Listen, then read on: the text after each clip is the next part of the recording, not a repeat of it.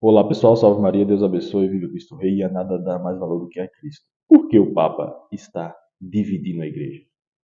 Ele está dividindo a igreja, afinal, o Papa Francisco? Eu encontrei um canal, que eu sigo canais internacionais, esse canal se chama Breaking the Habit, seria quebrando o hábito, indo para além do hábito de padre, né? Desse rapaz, que é um padre. E o que acontece? Nesse início do vídeo, você vai ver agora, está em inglês, mas você vai ver a legenda, ele diz o seguinte, que o Papa Francisco, ele também questiona muito a questão do capitalismo, a questão dos direitos humanos, assim como o Papa João Paulo II, assim como o Papa Bento XVI. No entanto, só o Papa Francisco, muitas vezes, é visto como socialista, porque ele fala essas coisas. Ele fala dos direitos humanos, ele fala da questão das pessoas que vão, os imigrantes, ele fala da questão dos povos nativos, ele fala da questão das culturas. Só que os outros papas, eles também falavam disso, só que de um modo diferente, evidentemente, porque eram pessoas diferentes.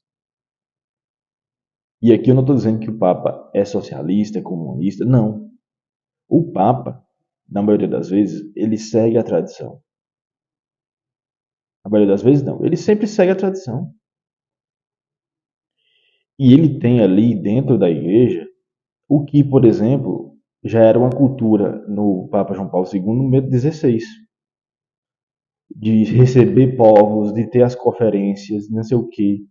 Só que o Papa Francisco, né, ele sempre está sendo julgado, e depois tem outro motivo ainda bem mais preponderante, que eu vou falar, que eu acho que influencia muito nesse negócio dele ser julgado e criticado. Mas aí, nesse vídeo agora, ele vai dizer o seguinte, procure nos documentos da tradição para ver se realmente faz sentido o que o Papa está dizendo. Mas olha só o que ele disse.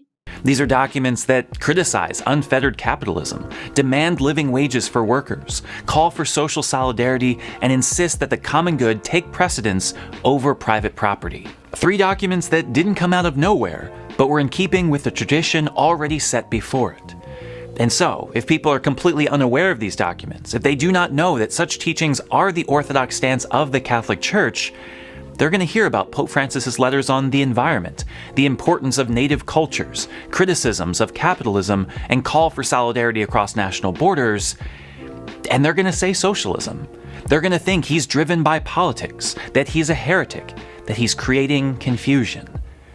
Really, it's just poor catechesis. Now, luckily, there's a really easy solution to this problem. Learn more about church teaching. Read the compendium of the social doctrine of the church. It's free online. Learn about the 7 tenets of Catholic social teaching. When you hear Francis say something that sounds a bit strange, look it up in the catechism. Take it to prayer. Use it as an opportunity to learn more. Don't just assume the Pope is an idiot. E a questão do Papa Francisco ter se formado depois do Concílio Vaticano II, praticamente, que não foi a realidade dos outros papas. A questão também dele ser latino-americano. Então, assim, todas essas questões influenciam sim. Porque assim, a gente pensa, poxa, mas não tem nada a ver. Ele é branco, ele é da Argentina, ele não é negro. Por que ele vai sofrer? Ele é mais um cara branco no poder. E as pessoas podem pensar isso, né? Até pessoas dentro da igreja. Ele não vai sofrer uma espécie de preconceito, uma espécie de olhar, assim. Claro que vai, gente. A gente vai ficar aqui achando que não. Strange, look it up in the catechism. Take it to prayer. Use it as an opportunity to learn more. Don't just assume the Pope is an idiot. He's not. What the Pope is Latin American, and a Jesuit, and a clergyman formed after the Second Vatican Council, meaning that he has a different ecclesiology, different style of leadership, and different approach to communication than we're used to. If you look at the way that John Paul II and Benedict XVI governed as popes, we see a clear top-down style.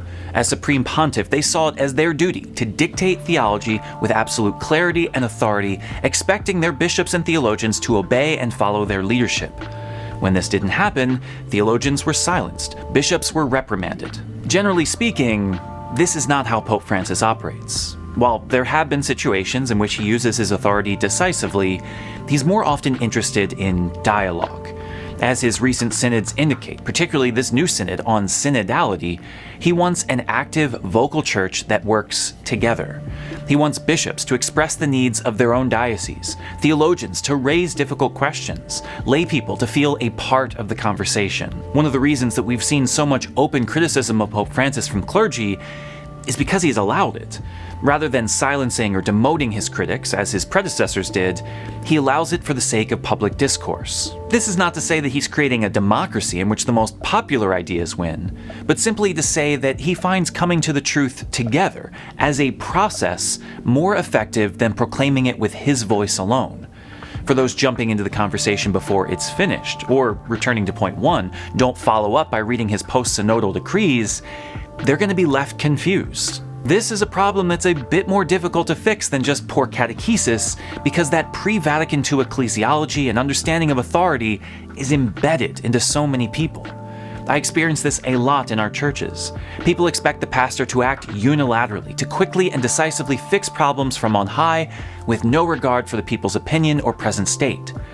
Leadership that involves and incorporates others, working slowly towards consensus, will always be more difficult, but it's where faith flourishes in a community. My only recommendation for this is to remember that the church is as much a group of people as it is an institution. A pope may be right and know exactly what needs to be done, but if people aren't ready to hear it, if they don't feel heard themselves, it might not make a difference. Sometimes it's better to go slowly, trudging through the mud, to make sure that everyone gets there. Motivos também. Tem um sede-vacantismo, quer dizer que a igreja, que a sede do Papa está vacante. Entendeu? E essas pessoas aí são radicais demais, né? Por exemplo, já não acreditam que João Paulo II, nem Bento XVI, nem ninguém. Então, assim, são pessoas que já estão em outro patamar de loucura, que vem mais para dividir do que qualquer outra coisa. Então, que não tem muito, na maioria das vezes, não tem sentido. Há muitas outras razões, né? Esse vídeo dele, ele vai falar, eu vou deixar aqui disponível se você quiser assistir. Tá ele em inglês, legendado, você pode colocar a legenda do YouTube. Mas também vou trazer depois mais outros motivos que ele fala aqui nesse vídeo dele, que eu acho importante a gente pensar e voltar a essa questão da união, né? Em torno da verdade. Mas a união sempre vai existir quando a gente for buscar o conhecimento, buscar a verdade. A união ela vai existir quando a gente se der conta de que isso é uma das coisas mais necessárias.